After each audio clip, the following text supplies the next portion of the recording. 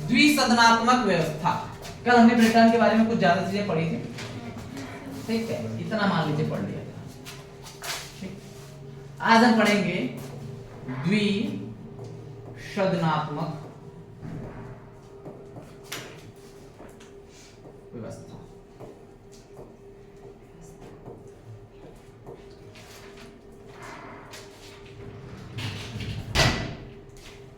क्या मतलब होता है द्विसंधात्मक व्यवस्था का? हमारे यहाँ राज्यों में और केंद्र में तो द्विसंधात्मक है, राज्यों में भी है, कुछ राज्य अपनाते हैं कुछ राज्य नहीं अपनाते हैं। हमारे यहाँ शासन की द्विसंधात्मक व्यवस्था है, मतलब हमारे यहाँ एक सदन है जिसको हम लोग कहते हैं संसद। क्या कहते हैं? संसद। संसद के दो हिस्से, केंद्र में संसद है, इसके पास दो हिस्से, कौन कौन? राज्यसभा और लोकसभा। अगर आपसे पूछे कि संसद के कितने भाग, मेरी बात बहुत ध्यान सुनिएगा, संसद के कितने भाग? तो दो। अंग तो तीन, अंग तो तीसरा अंग है आपका कौन? आपका राष्ट्रपति। कौन है? राष्ट्रपति।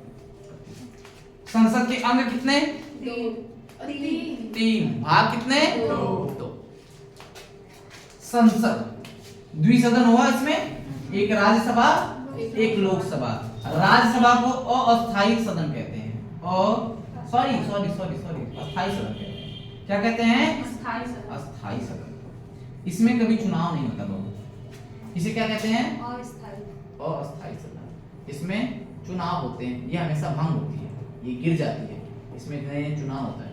जैसे अब इसी तरीके से राज्य में होता है बाबू, एक राज्य होता है, राज्य ये केंद्र है, ये केंद्र मतलब सेंट्रल गवर्नमेंट, मतलब मोदी सरकार। मोदी जी वो वाला वीडियो को देखे नहीं, मोदी जी का पूरा नाम बताओ, मोदी सरकार वो बड़ा वायरल है यूट्यूब वगैरह। राज्य का एक जो होता है, जैसे संसद है, उसी तरह विधानमंडल होता है। क्या होता है? विधानमंडल। विधानमंडल के दो हिस्से, कौन कौन से? विधानसभा, चलिए विधान परिषद करते हैं। विधान परिषद और विधानसभा।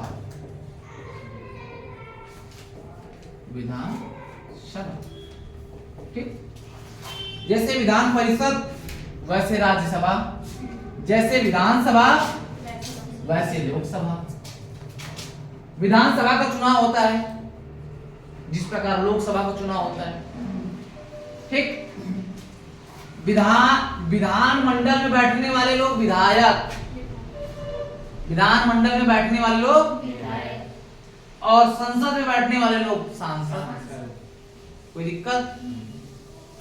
इसको इंग्लिश में कहा जाता है बाबू लेजिस्लेटिव काउंसिल। क्या कहा जाता है? Legislative council. इसको कहा जाता है लेजिस्लेटिव असेंबली, और इसको तो राज्यसभा और लोकसभा ही कहा जाता है, और इसको कहा जाता है पार्लियामेंट, और ग्रुप ऑफ हाउस को भी कहा जाता है पार्लियामेंट। मतलब उल्लुओं के झुंड को क्या कहा जाता है? पार्लियामेंट। मतलब हमारा पार्लियामेंट क्या है? उल्लुओं का झुंड। सही समझा? वहां कोई पढ़े लिखे लोग तो है नहीं, वही अंगूठा छाप क्रिमिनल है, कुछ तो है ठीक ठाक, बट बाकी तो वही। चले आगे। द्विसदनात्मक व्यवस्था समझ में आई? द्विसदन होते हैं किसी भी शासन व्यवस्था को चलाने के लिए, द्विसदनात्मक व्यवस्था यहाँ पे चलती है। चले आगे।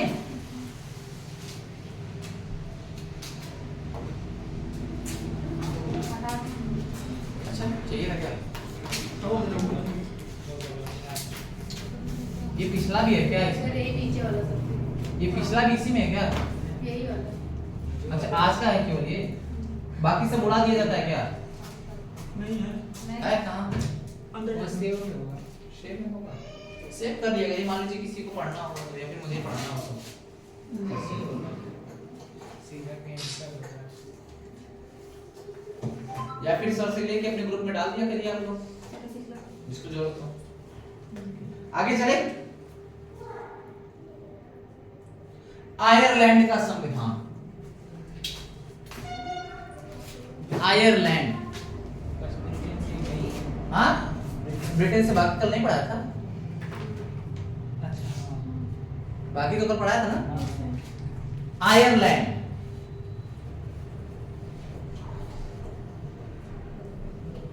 आयरलैंड की एक लेडी थी जिनका नाम था एनी बेसेंट। क्या नाम था इनका? Annie Besant.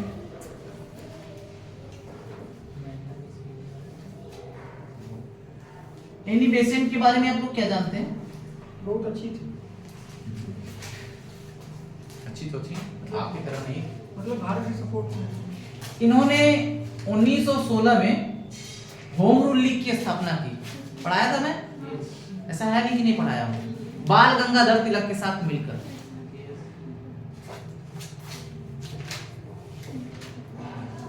उन्नीस सौ 17 में पहली बार कांग्रेस की अध्यक्ष बनी। मतलब पूछा जाता है क्वेश्चन में, कांग्रेस की पहली महिला अध्यक्ष कौन? Annie Besant. किस सन में? 1917। आई कब ये? 1893 में। कब आई? 93। कहाँ आई?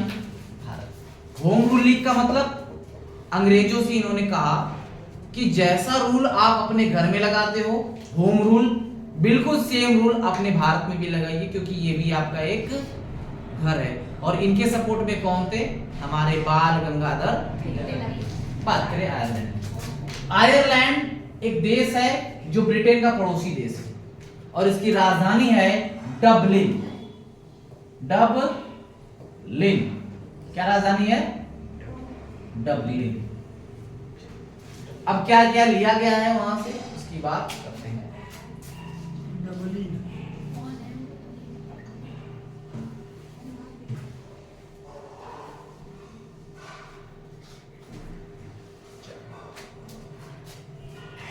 देखिए आयरलैंड से लिया गया है बाबू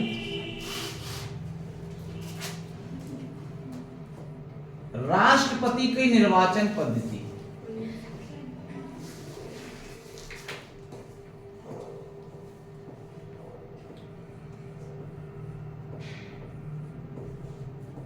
राष्ट्रपति की निर्वाचन पद्धति एकदम अलग विधि है। जैसे हमारे यहाँ नॉर्मली चुनाव होता है कि आप एक वोट देके चले जाते हैं, फला पार्टी को, पार्टी जीत जाती है।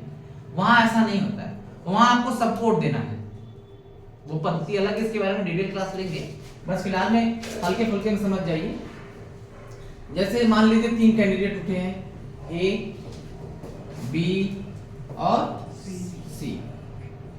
अब ए बी सी के मतलब समझिएगा थोड़ा ध्यान से कि मान लीजिए सभी लोग को चुनाव देना है। यहाँ टीचर ए बी सी हैं, मान लीजिए 3 टीचर यहाँ पढ़ाते हैं, आपको 3 टीचर के बारे में बता रहा हूँ। यहाँ एक टीचर ए है, एक टीचर बी, एक टीचर सी। दूसरे नंबर पर कौन पढ़ाता है? मैं पढ़ाता हूँ, ये ए है, ये सी। तो आपको सब कोड देना है, ऐसा नहीं कि किसी एक कोड देके जिता देना है। आपके पास 3 कूपन होंगे। कूपन नंबर 1 पहले किसे रखना चाहते हैं, कूपन नंबर 2 किसको रखना चाहते हैं, कूपन नंबर 3। ठीक, अब कूपन नंबर 1 जिसको मिला सबसे ज्यादा वो चुन जाएगा। लेकिन कभी कभी ऐसा हो जाता है कि कूपन नंबर 1 बराबर लोगों को मिल जाता है, तो 2 बार चुनाव करवाना पड़ता है। ये हुआ है एक बार, ठीक है। राष्ट्रपति के चुनाव में ये हो चुका है। जब राष्ट्रपति पढ़ाऊंगा ना तब बताऊंगा। तो इसमें क्या होता है, इसकी पद्धति अलग है। और ये कहां से लिया गया है? आयरलैंड। इसमें तीनों कोड दिया जाएगा। जैसे एक पहले नंबर पे मान लो इसको रखा गया, एक को ज्यादातर लोग इसको देते थे, चुन लिया गया और ये राष्ट्रपति बन गए। तो पहला नंबर वाला मतलब नंबर 1 पे जिसको ज्यादा नंबर मिला रहेगा, 1 नंबर जिसको ज्यादा मिला रहेगा, उसको क्या किया जाएगा? ऐसा नहीं कि इसमें आप किसी एक कोड देके आगे चल जीत गया, आपको सब कोड देना है। लेकिन ज्यादा प्राथमिकता किसको दी गई है वो डिपेंड करता है कि नंबर 1 किसको ज्यादा मिला, मतलब नंबर 1 पे किसको ज्यादा लोग रखते हैं। बात समझ आ रही है मेरी? चलें आगे, अगला लिखिएगा।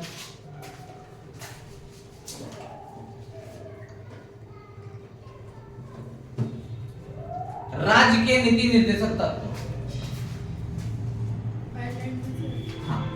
आयरलैंड से राज्य के नीति निर्देशक तत्व, राज्य के नीति निर्देशक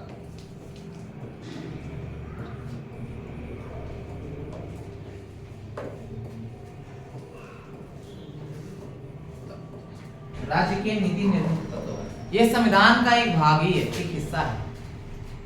बात समझ आ रही है? संविधान का एक हिस्सा है, भाग नंबर 4 है ये, इसके बारे में अभी आपको पढ़ाएंगे। तो राज्य के नीति निर्देशक तत्व कहां से लिए गए हैं? अगला है आपका राज्यसभा में सदस्यों का निर्वाचन।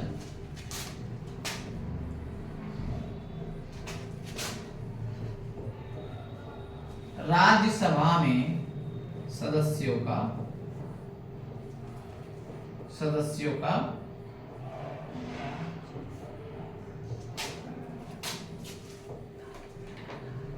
निर्वाचन, ठीक है। निर्वाचन तो इसमें होता नहीं है, लेकिन क्या होता है इसमें अलग तरीके से लोग आते हैं। अलग तरीके से आने का मतलब समझ रहे हैं आप लोग? मैं बता रहा हूं, थोड़ा सा ध्यान समझिएगा। जैसे राज्यसभा में चुनाव नहीं होता है, मैंने बताया ना, राज्यसभा में चुनाव, बात नहीं करिए, राज्यसभा में चुनाव नहीं होता, तो लोग आते कैसे इसमें? बदलते क्या? जो आगे वो हमेशा बना रहेगा? नहीं, यहां पे 1/3 सदस्य हर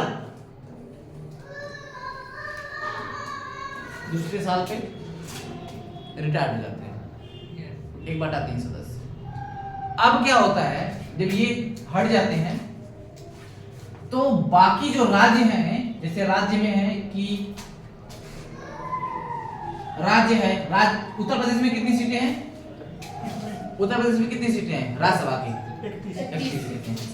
मान लीजिए 31 सीटें हैं, तो जो गवर्नमेंट जीती है उसका अपना रेशियो होता है, वो ज्यादातर सदस्य राज्यसभा के अपने ओर से भेज सकती है, ठीक। जिसकी गवर्नमेंट है, जैसे मान लीजिए बीजेपी गवर्नमेंट है, तो राज्यसभा के ज्यादातर सदस्य बीजेपी के होंगे राज्यसभा में। उत्तर प्रदेश से ज्यादातर लोग जाएंगे बीजेपी के, कुछ मात्रा में जो अन्य पार्टी है वो सदस्य अपने भेज पाती है। तो ज्यादातर बीजेपी क्या कोशिश करती है, मतलब बीजेपी या कोई भी गवर्नमेंट क्या कोशिश करती है, मेरा बहुमत लोकसभा में भी और राज्यसभा में भी। तो ये जो रूलिंग पार्टी अभी केंद्र में है, वो कोशिश करती है कि मेरा हर राज्य में मैं चुनाव जीतती रहूं। जब हर राज्य में चुनाव जीतूंगी तो हर राज्य से मैं लोग राज्यसभा के सदस्यों को उठाऊंगी और राज्यसभा में डाल दूंगी, ठीक। तो ज्यादातर मेंबर राज्यसभा के उसी एक ही पार्टी के हो गए।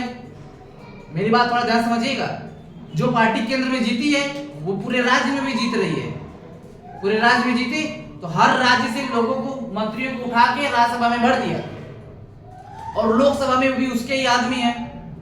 मतलब लोकसभा तो जीता तभी तो प्रधानमंत्री बने, और प्रधानमंत्री बनने के बाद हर राज्य में भी जीत गए, उन्हीं की सरकार बन गई। अब वो क्या करेंगे, राज्यसभा के लोगों को उठा के राज्यसभा में भर देंगे, मतलब राज्यों से लोगों को उठा के राज्यसभा में भर देंगे। अब राज्यसभा में भी उन्हीं के सदस्य, उन्हीं के आदमी, और लोकसभा में भी उन्हीं के आदमी।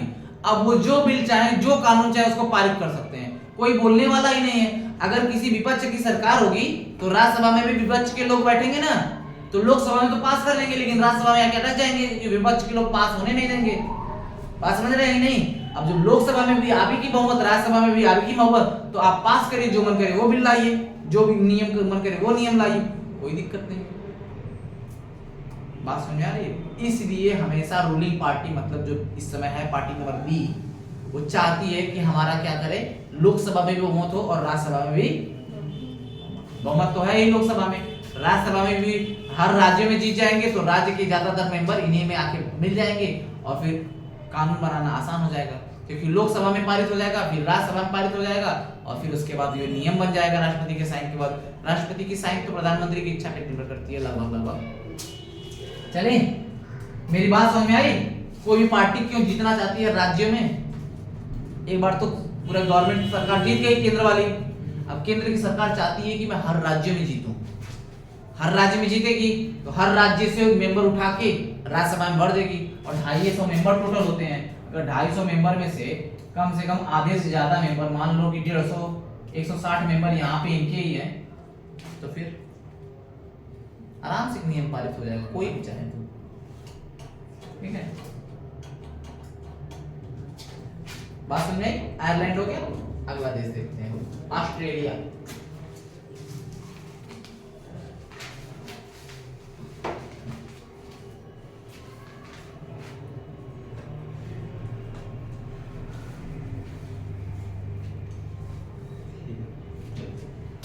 ऑस्ट्रेलिया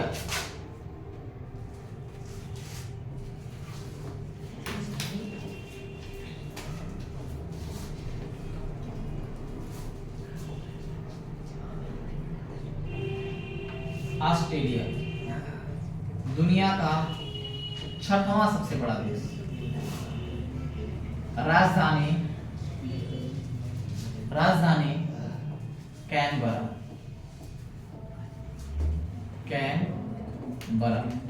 राजधानी कैनबरा।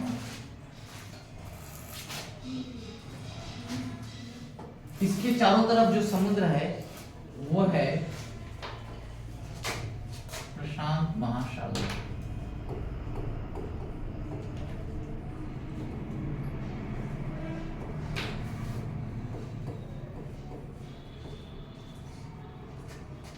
ऑस्ट्रेलिया अपने ऊन उत्पादन के लिए जाना जाता है। ऊन उत्पादन के लिए, भेड़ों के लिए। ठीक है, ऑस्ट्रेलिया एक देश होने के साथ साथ महाद्वीप भी है।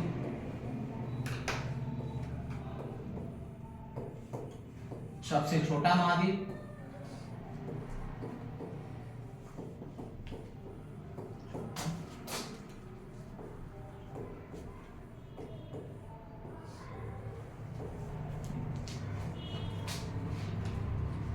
यहाँ पे एक है बहुत बड़ा प्रवाल, सब दुनिया का सबसे बड़ा प्रवाल द्वीप है। प्रवाल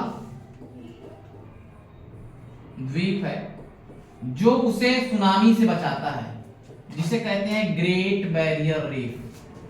ग्रेट बैरियर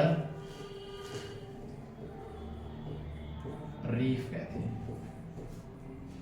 प्रवाल एक जीव होते हैं। भारत में भी एक प्रवाल द्वीप है। भारत में भी एक प्रवाल द्वीप है जो हाल ही में बहुत ज्यादा चर्चा में था। भारत का प्रवाल द्वीप कौन सा है? लक्षद्वीप। राजधानी कहाँ है इसकी? अरे बचुआ, कावारती। अपने मन कहोगे कावारती। ठीक है, अब आते हैं ऑस्ट्रेलिया की बात करते हैं। पहली बार जो मैं पढ़ा रहा था शायद इतनी क्लियर राइटिंग नहीं थी इस पे बोर्ड पे मेरी, अब थोड़ी क्लियर हो गई। लिखते लिखते आदत हो गया ना, पहले आदत फिसल रहा था मेरे हाथ से।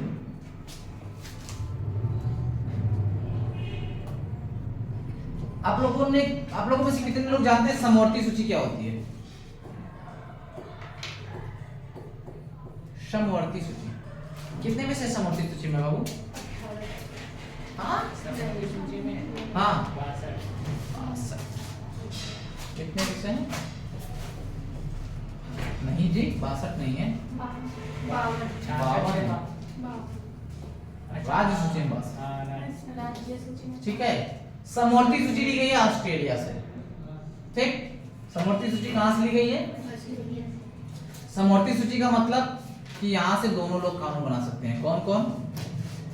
राज्य प्लस सम। कौन? ठीक, या फिर केंद्र सरकार। ठीक है, शिक्षा किसका विषय है? नहीं, समवर्ती सूची। ठीक है, अगला क्या है?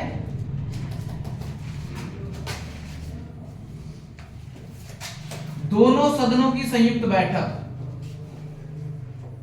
दोनों सदनों की संयुक्त बैठक। संयुक्त बैठक। संयुक्त बैठक की बात क्या हो रही है? जैसे दो सदन है, लोकसभा और राज्यसभा। ठीक है, अब कभी लोकसभा मान रहा है तो राज्यसभा नहीं मान रहा है, कभी राज्यसभा मान रहा है तो लोकसभा नहीं मान रहा है। तो दोनों सदनों की संयुक्त बैठक बुलाई जाती है। किस अनुच्छेद के तहत बुलाई जाती है? अनुच्छेद संख्या 108। याद रखिएगा इसको, बहुत इंपॉर्टेंट है। बुलाता कौन है इसको? राष्ट्रपति। कहता आजा बचुआ। और इसकी अध्यक्षता कौन करता है बेटा? नहीं, लोकसभा अध्यक्ष।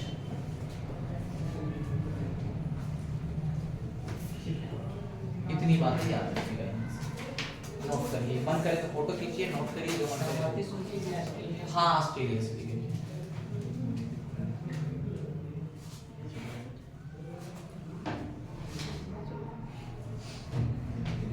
टाइम तो इसे बीतता है, उसे पता नहीं चलता।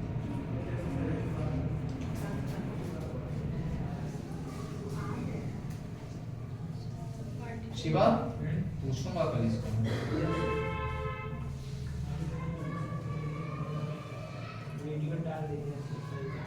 यूट्यूब पे वीडियो आपके सारे हैं, जो मन करे वो देखिए। हाँ, वो थोड़ा सा मैं डिस्टर्ब हो गया।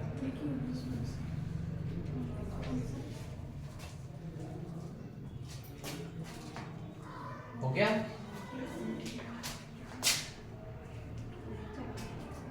एक ही है जर्मनी में, जर्मनी देख लेते हैं।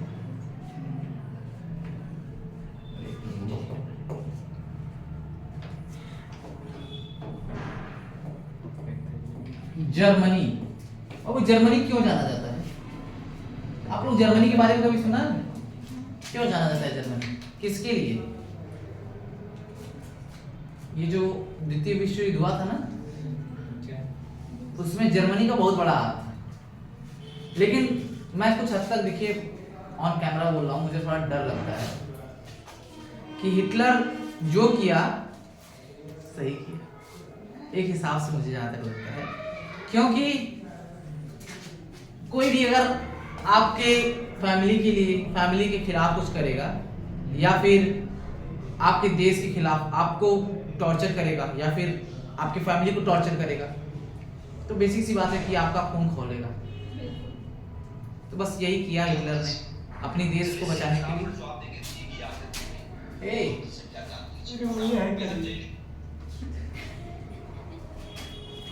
जर्मनी, राजधानी इसकी क्या है? बर्लिन। राजधानी इसकी क्या है? बर्लिन। ठीक। इस देश में कौन होगा? एक हिटलर। इसका था भी वैसा, खतरनाक से भी खतरनाक। अगर कभी जर्मनी, मान लीजिए जीवन में आपको मिला जर्मनी जाने के लिए, तो वहां की जगहों को घूमिएगा, आपको खुद ही पता चल जाएगा। इसने एक सेना बनाई थी, नाजी।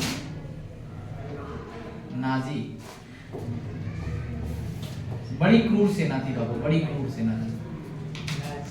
नाजी सेना। ठीक है, यही जर्मनी बहुत आगे था इंजीनियरिंग में, मतलब उसका टेक्नोलॉजी में दिमाग बहुत ज्यादा लगता था। बहुत सारी चीजें, मिसाइलें बना रही थी। जर्मनी की गाड़ी है BMW। चलते हैं ना आप लोग BMW से? एक लड़का था, कह रहा था कि मुझे शादी में BMW मिली है। हाँ, कहा चलो दिखाओ। ये दिखा नहीं सकता। क्यों? उसका पैसा लगता है। कहते कैसे? कहते दुल्हन को देखोगे तो लगेगा पैसा। कहते मतलब वो BMW कैसे? कहते बहुत मोटी वाइफ। ठीक है, BMW का पूरा नाम क्या होता है? बेवेरियन मोटर वर्क्स। ठीक है, बेवेरियन मोटर वर्क्स का पूरा नाम होता है। जर्मनी से केवल एक चीज लिया गया बाबू, आपातकालीन उपबंध। आपातकालीन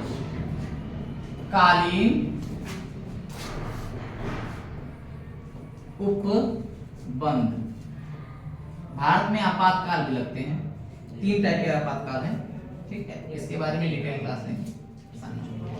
ठीक है, चले अगला चलते हैं फ्रांस। हाँ, फ्रांस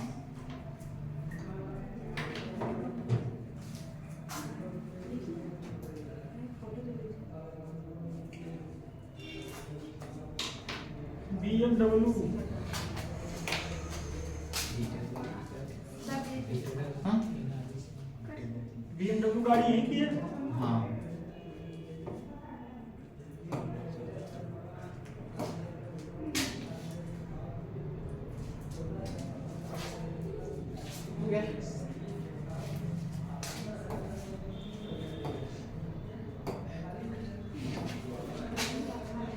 फ्रांस राजधानी पेरिस। फैशन नगरी। पेरिस को क्या कहा जाता है? फैशन नगरी। फैशन नगरी। हर फैशन यहीं से निकलता है। पेरिस दुनिया रैंप वॉक देखे हैं? फैशन शो, इसमें बॉयज या गर्ल्स कुछ भी पहन के निकल देते हैं, देखे ही होंगे, टीवी पे आता था ना पहले फैशन शो। फ्रांस को पेरिस कहते हैं। हाँ पेरिस है। ठीक है। फ्रांस से जो लिया गया है वह समानता,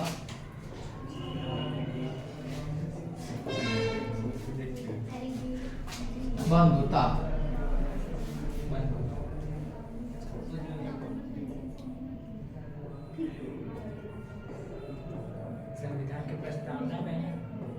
प्रस्तावना बताऊंगा अभी, ये थोड़ी है।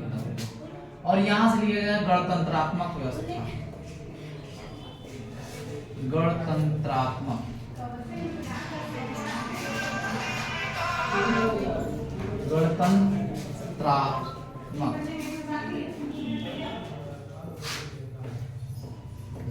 ठीक है। इसका अर्थ क्या होता है? इसका अर्थ समझिए, गणतंत्रात्मक व्यवस्था का अर्थ क्या होता है? इसका अर्थ होता है कि भारत का जो मुखिया होगा वो वंशानुगत नहीं होगा। कैसा नहीं होगा? वंशानुगत नहीं होगा। जैसे भारत का मुखिया, देखो इंग्लैंड और भारत में बस ये बेसिक डिफरेंट है। इंग्लैंड भी है एक ऐसा देश है जिसमें राज व्यवस्था चलती है। उसका जो मुखिया है, जो मेन मुखिया होता है, भारत का मुखिया कौन है? राष्ट्रपति। तो भारत का राष्ट्रपति जो मुखिया होगा वो वंशानुगत नहीं होगा। गणतंत्र है देश, चुना जाएगा ये। और ब्रिटेन में ऐसा नहीं है, ब्रिटेन में वंशानुगत है, राज व्यवस्था है। तो ब्रिटेन का मुखिया है वो भारत के राष्ट्रपति के समान है, लेकिन वो वंशानुगत है। और भारत में गणतंत्रात्मक है, उसमें राज व्यवस्था है, यहाँ गणतंत्रात्मक व्यवस्था है। जैसे उसका बेटा भी बनेगा। हाँ उसका बेटा बनेगा। जैसे महारानी जल्दी मरी थी ना अभी, हाँ हाल ही मरी थी ना अभी, जल्दी है, 1 साल हो रहा है शायद। इनको भी जॉर्ज पंचम, जो ये नए आए हुए हैं ना पंचम, उनको भी कैंसर हो गया, जल्दी जाएंगे लग रहा है। इतना फास्ट नहीं है सबका। सही पकड़ रहे हो। ठीक है, गणतंत्रात्मक व्यवस्था का मतलब समझ में आया? चलिए अगला चलते हैं, रूस।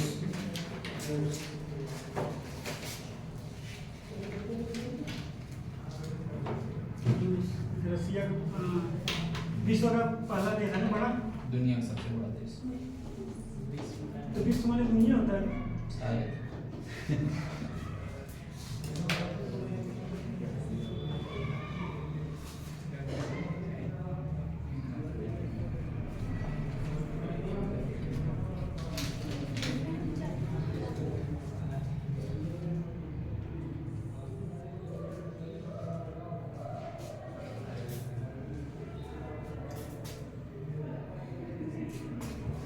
क्या बोलना था रूस का?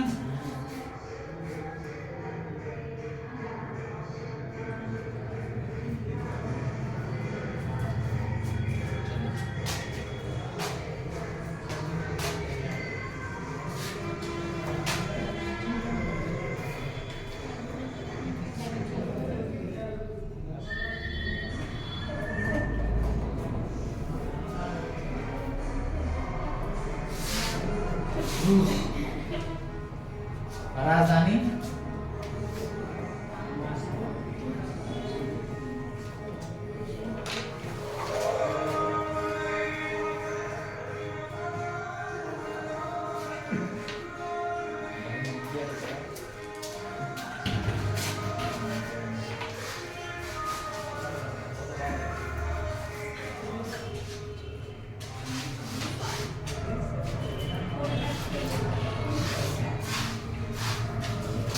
मॉस्को इसकी राजधानी है और दुनिया का सबसे बड़ा देश।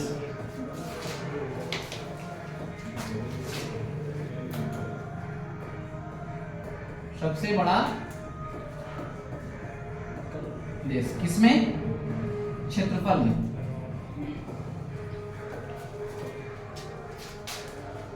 रूस से लिया क्या गया है मैंने पहले ही बताया था, मूल कर्तव्य। और इसे क्या लिया गया है? सामाजिक, आर्थिक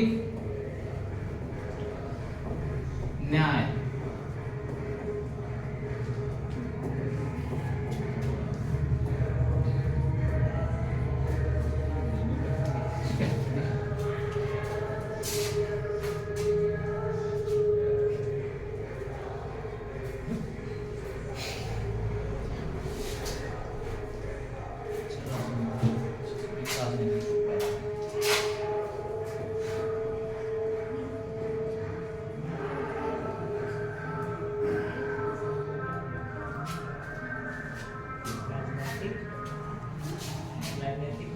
राजनीतिक न्याय।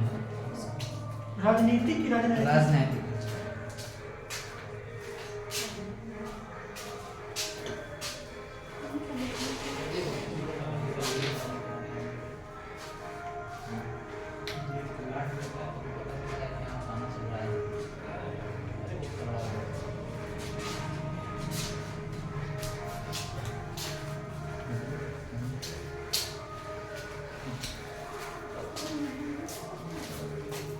ठीक है, कौन सा देश हो गया आपका? फ्रांस हो गया, जर्मनी। दक्षिण अफ्रीका बचाया। दक्षिण अफ्रीका यही बता देता हूँ। दक्षिण अफ्रीका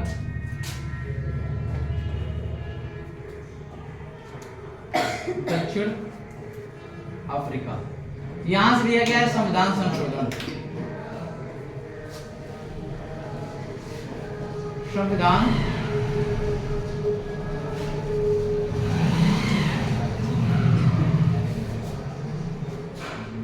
संविधान कोई दिक्कत?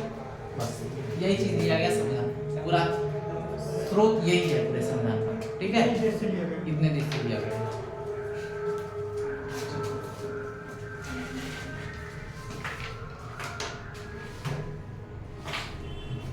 एक और चीज पूछा जाता है कभी कभी, जापान से भी एक चीज दी गई है।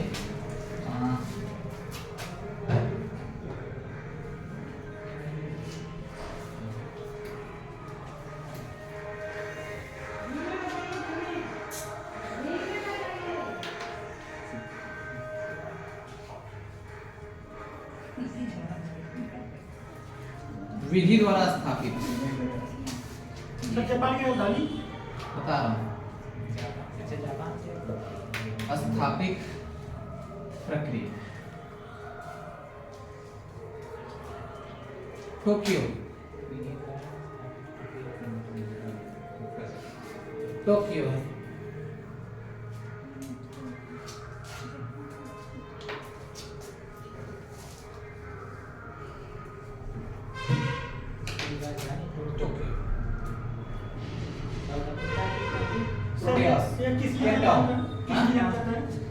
ये जाना जाता है बेसिकली अपनी टेक्नोलॉजी के लिए। जापान बहुत आगे है इसमें। यहाँ इतना भूकंप आता है, यहाँ पे परमाणु बम गिराया गया तब भी इंडिया से कितना आगे है टेक्नोलॉजी में।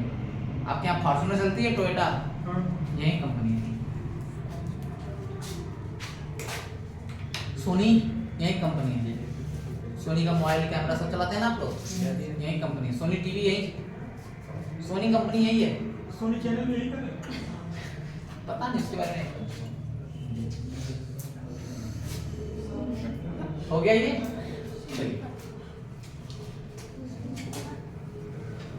आज के लिए इतना रहने दीजिए, कल मिलते हैं आप लोगों से। ठीक है, आज का रहने फेयर भी आज आप लोग के लिए। ठीक है, अभी मैं जा रहा हूँ, लेकिन बनाऊंगा।